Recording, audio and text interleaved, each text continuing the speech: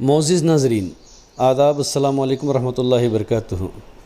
नाज़रीन इकराम, मैं मोहम्मद शकील सिद्दीकी आप तमाम के हुजूर में चंद अपने ख़यालात पेश नज़र करने की जसारत हासिल कर रहा हूँ, ख़ुसूसन उन स्टूडेंट्स के लिए और उन स्टूडेंट्स के माँ बाप के लिए जो हाल ही में SSLC एग्ज़ामिनेशन पास किए हैं। मैं अपनी जानिब से उनको दिली मुबारकबाद पेश करता हूँ कि स्टूडेंट्स अच्छी और बेहतरीन तरीक़े से इन्होंने कामयाबी इस साल हासिल किए हैं। SSLC एग्ज़ामिनेशन के बाद ये ऐसा वक्त है इन स्टूडेंट्स के लिए जिसे हम टर्निंग पॉइंट ऑफ लाइफ कहते हैं, क्योंकि ये वही वक्त है जिसमें इन्हें तय करना पड़ता है कि इन्हें आर्ट्स में जाना चाहिए, कॉमर्स लेना चाहिए या साइंस स्टूडेंट्स बनना है। लिहाजा इसी मौजू को आगे बढ़ाने से पहले मैं आप तमाम को ये बात बता दूं कि जिन स्टूडेंट्स के पास मकसद है यानी विज़न इन लाइफ है, जिसे हम एक बर्निंग डिज़ायर कहते हैं, अगर उनमें है कि वो प्रोफेसर बनकर ही रहेंगे या डॉक्टर बनकर ही रहेंगे या लॉयर बनकर ही रहेंगे, अगर उनके पास ये विज़न है तो वो अकॉर्डिंगली अपना प्रोफेशन के हिसाब से आर्ट्स, साइंस या कॉमर्स को सेलेक्ट कर सकते हैं। तो आइए देखते हैं कि ऐसे कौन से सिंपल 3 टेक्निक्स हैं जो एक्सपर्ट्स ने बताए हैं, जिसके बदौलत हम ये डिसाइड कर सकते हैं कि हम कौन से स्ट्रीम में जाना चाहिए। टेक्निक नंबर 1, 3 ऐसे प्रोफेशंस को चूज़ कीजिए, सेलेक्ट कीजिए और जिस फील्ड में जो लोग काम कर रहे हैं, जिन्हें आप जानते हैं, उनसे गुफ्तगू कीजिए, डिस्कस कीजिए कि उसकी ड्यूरेशन ऑफ स्टडी क्या है, इसके रिस्क फैक्टर्स क्या क्या हैं, कहाँ तक वो कामयाबी हासिल कर चुके हैं, क्या दरमियान में अपना ख़याल बदलना पड़ा। ऐसे तमाम छोटे छोटे सवालात को रिसर्च में तब्दील कीजिए और जानकारी हासिल कीजिए।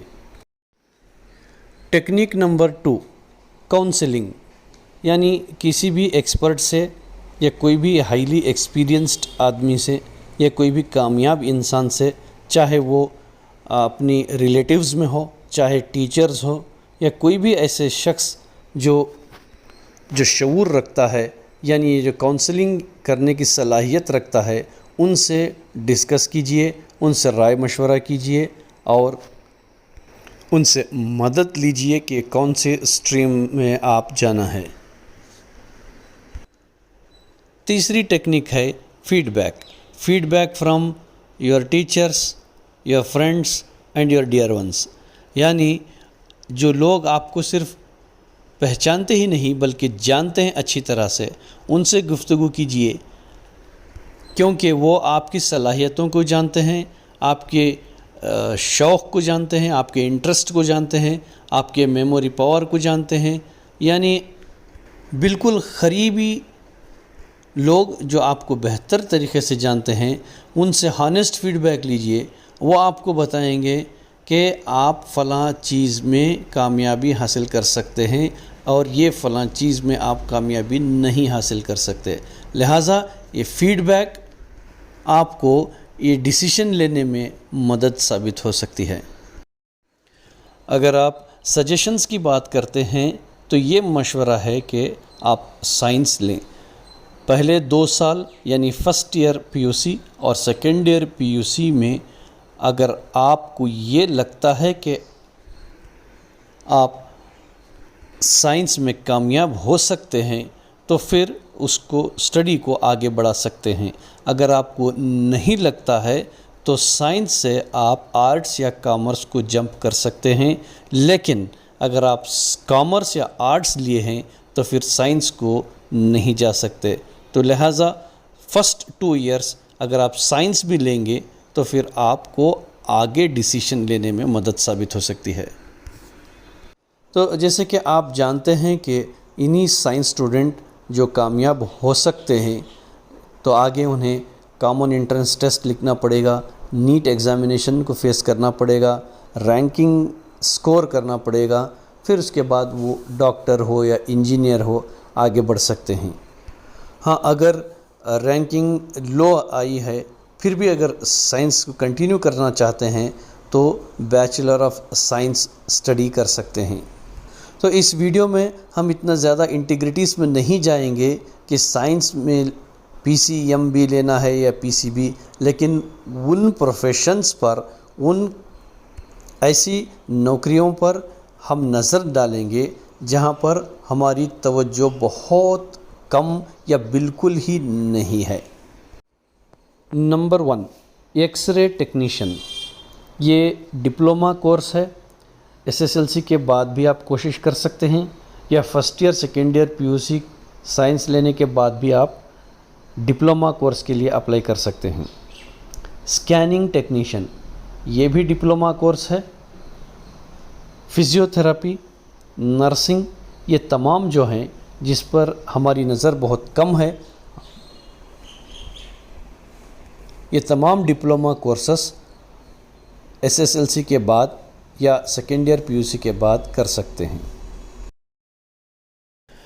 اس اسٹڈی کے ساتھ ساتھ اگر آپ کے پاس کمیونیکیشن سکل ہے، لاجک ہے، لیٹرل تھنکنگ ہے، گریسفل پرسنالٹی ہے، اگر یہ تمام چیزیں اگر آپ پریکٹس کیے ہیں یا کر سکتے ہیں تو آپ ہیلتھ کیئر آفیسر یا ہیلتھ کیئر ایڈمنسٹریٹر بھی ایز اے سائنس اسٹوڈنٹ بن سکتے ہیں۔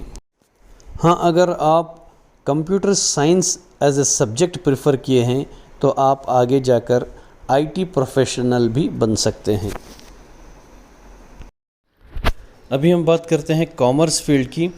کامرس فیلڈ بھی اتنی ہی بڑی ہے جتنی کہ سائنس فیلڈ، لیکن یہ 3 پروفیشنز جو میں بتانے جا رہا ہوں وہ سائنس، کامرس یا آرٹس لینے کے بعد بھی اس کو کنٹینیو کر سکتے ہیں، لیکن زیادہ تر کامرس کرنے کے بعد پریکٹس کیا گیا ہے، جیسے کہ لیگل سٹڈیز ہے، فزیکل ایجوکیشن ہے اور ہیومن ریسورس مینجمنٹ ہے۔ لیگل سٹڈیز یعنی لا آپ پریکٹس کر سکتے ہیں، فزیکل ایجوکیشن، فزیکل ٹرینر کی ہر اسکول میں ضرورت پڑتی ہے، سپورٹس میں آپ کنٹینیو کر سکتے ہیں۔ پھر اس کے بعد ہوتا ہے ہیومن ریسورس، یہ بہت ہی ریسپیکٹیبل، ہائیلی پروفیشنل عہدہ ہے اور پوزیشن ہے جسے آپ پریکٹس کر سکتے ہیں۔ اگر آگے دیکھیں گے تو آرٹس فیلڈ، وہ بھی بہت بڑی فیلڈ ہے، مختلف برانچز ہیں۔ ہمارے ذہن میں یہ بات رہتی ہے کہ آرٹس فیلڈ بہت ہی ایزی فیلڈ ہے جسے چوز کر سکتے ہیں اور آگے جا سکتے ہیں، لیکن آرٹس لینے کے بعد یہ جو پروفیشنز آپ کو بتا رہا ہوں، جیسے کہ جرنلزم ہے، یہ میڈیا ریلیٹڈ ہے، جس کو کرنے کے لیے مختلف صلاحیتیں چاہیے، بہت سارے سکلز چاہیے اور پریکٹس جیسے ہی کرتے ہیں جس میں نالج اپڈیٹ ہوتی رہتی ہے۔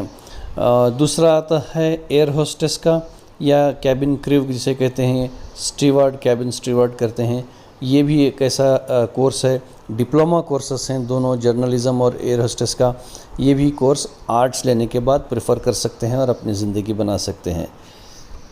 نیکسٹ آتا ہے جو ہمیشہ بہت سارے ینگسٹرز پریفر کرتے ہیں، جیسے کہ سیلز ہے، سیلز اور مارکیٹنگ ہے، اور ابھی آیا ہے سرٹیفائڈ ڈیجیٹل سیلز پروفیشنل، جس کے لیے یہ اسکلز ریلیٹڈ ہے، جس کے لیے کمیونیکیشن اسکلز چاہیے، سوشل مائنڈ ہونا ضروری ہے، شارپ مائنڈڈ ہونا ضروری ہے، بہت ہی اسمارٹ اور بولڈ رہنے کی ضرورت ہے۔